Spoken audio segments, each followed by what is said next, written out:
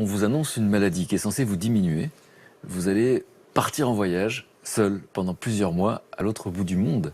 Ouais. Quand vous l'annoncez autour de vous, comment on réagit? Alors, au début, quand j'ai annoncé ça à mes parents, écoutez, voilà, moi, je veux partir justement à travers ces 3 pays pour... Ces 3 pays, c'est-à-dire? C'était le corps pour la Nouvelle-Zélande. Donc seul sac à dos. Seul en sac Vous à dos. l'aviez jamais fait? Mais jamais fait. Dans le sens où, moi, je suis une flippée, une stressée, loin d'être une aventurière. J'ai jamais planté de tente de ma vie, j'ai jamais fait de scout, de camping ou quoi que ce soit. Parfois, je m'endors chez moi, je regarde à tout moment s'il n'y a pas une petite araignée qui se glisse partout. Donc il y a des vraies peurs, des appréhensions, mais vous y allez.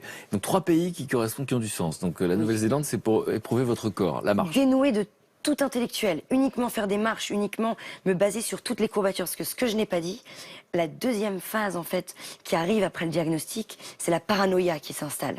Et la paranoïa dans cette maladie, elle est extrêmement présente. C'est-à-dire qu'on... c'est une maladie, en fait, qui commence avec des courbatures, des fourmillements.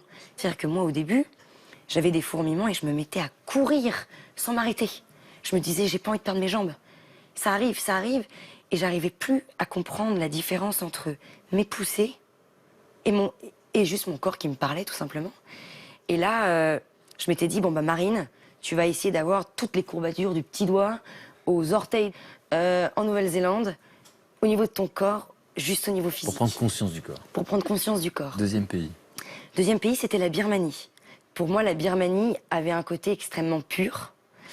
Et j'étais super intéressée de découvrir ce pays qui avait vécu avec une dictature énorme, mais qui avait mis la méditation au cœur de son mode économique, en fait. Ok. Le premier pour le physique, le deuxième pour l'esprit, Pour la l'esprit. Birmanie. Et le troisième pays?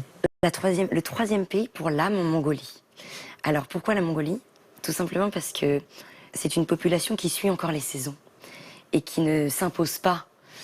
Voilà, moi, je vais vivre ici et je vais faire hiver, printemps, été, automne, tout ce qu'on veut. C'est un pays qui est tellement en communion avec la nature, qui est tellement proche de la nature, qui pour moi, c'était le combo parfait entre l'esprit et le corps.